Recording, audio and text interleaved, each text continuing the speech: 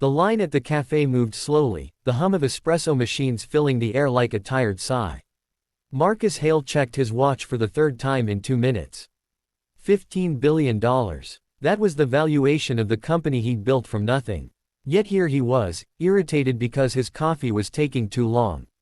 He didn't notice her at first, only the soft clink of metal, a sound so out of place in a cafe where people tapped phones and slid cards without looking. Coins. Someone was paying with coins. The woman stood at the counter with a small paper cup already in her hands, counting carefully. Her coat was thin, frayed at the cuffs, and her shoes had seen better years. She smiled at the barista as she laid the coins down one by one, apologizing quietly for taking time. "I think this should be enough," she said, her voice gentle, hopeful. The man behind her sighed loudly. Marcus felt the familiar urge to step in, to flash his black card, to make the inconvenience disappear. He had meetings to get to, lives to change, at least, that's what he told himself. The barista counted the coins twice. "You're short by 40 cents, she said, not unkindly, but loud enough for everyone to hear. The woman's smile faltered, just for a second.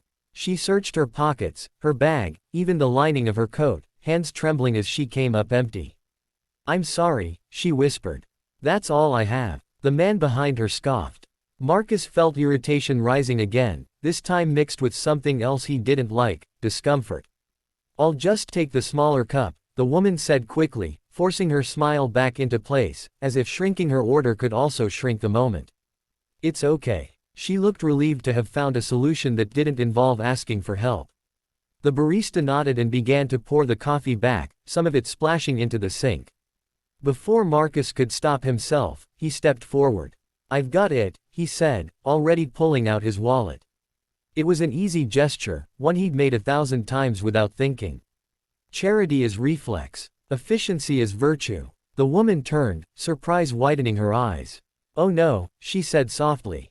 "You don't have to." Marcus smiled, the polished smile that closed deals. "It's nothing." She hesitated, then nodded. "Thank you," she said. "That's very kind." Her gratitude wasn't dramatic or tearful. It was simple, honest. She took the cup and stepped aside, making room for him.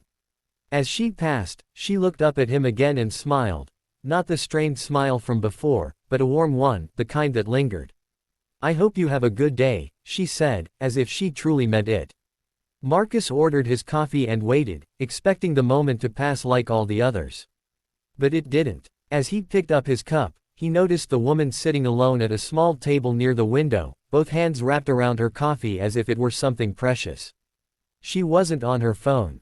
She wasn't rushing. She simply sat there, watching the world outside with quiet attention. Marcus felt an odd pull, a curiosity he couldn't explain. He found himself walking over. "Mind if I sit?" he asked. She looked up, surprised again, then nodded. Of course. Up close, he could see the fine lines at the corners of her eyes, the kind that came from years of smiling through difficulty. "I'm Elena," she said. "Thank you again." "Marcus," he replied. They shook hands, and her grip was firm. Not weak. Not apologetic. "If you don't mind me asking," he said, lowering his voice, "why coins?" She laughed softly, not embarrassed. "Because that's what I have," she said. "I get paid in cash for cleaning offices at night.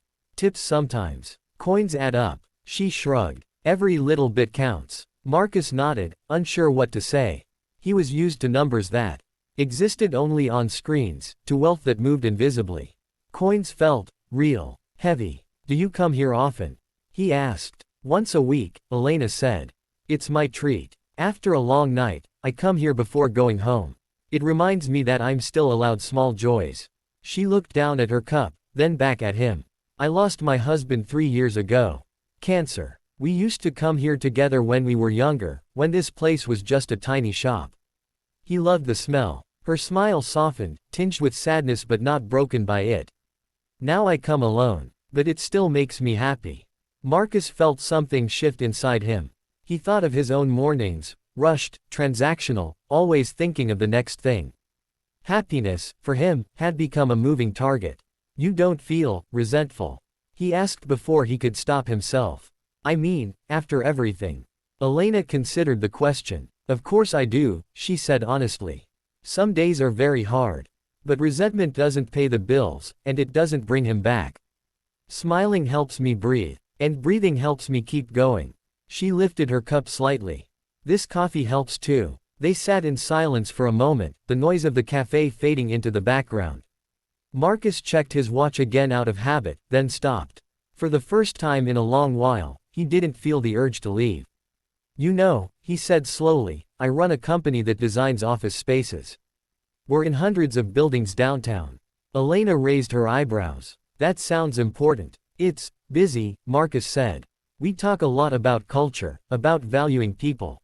But today, watching you count those coins, I realized how little I actually see the people who clean those spaces after hours. He paused, the weight of the admission settling in. People like you. Elena didn't bristle. She didn't scold. She simply nodded. It's easy not to see us, she said. We work when everyone else is gone. But that doesn't mean we don't matter. Her voice was calm, not bitter. All we want is respect. And maybe a little understanding.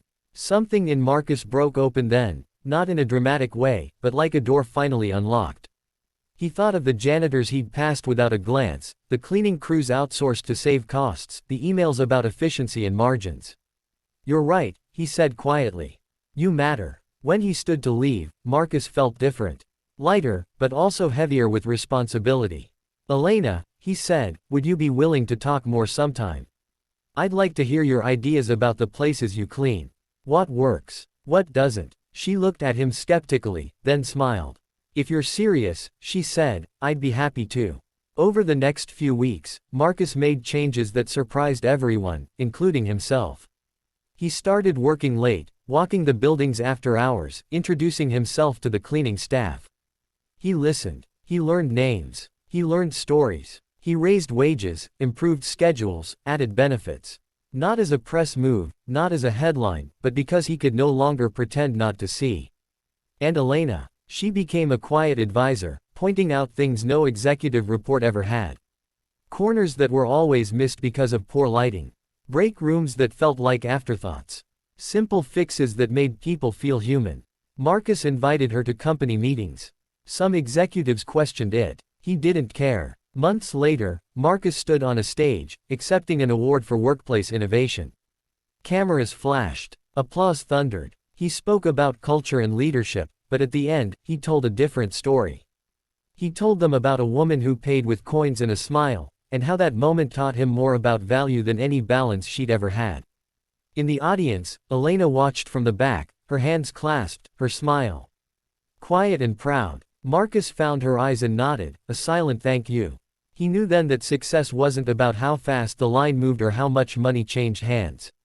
It was about seeing people, truly seeing them, and understanding that dignity, like coins, might seem small on its own, but together, it adds up to something priceless. And every time Marcus walked into that cafe now, he listened for the sound of coins, not as an inconvenience but as a reminder of the moment that changed him forever.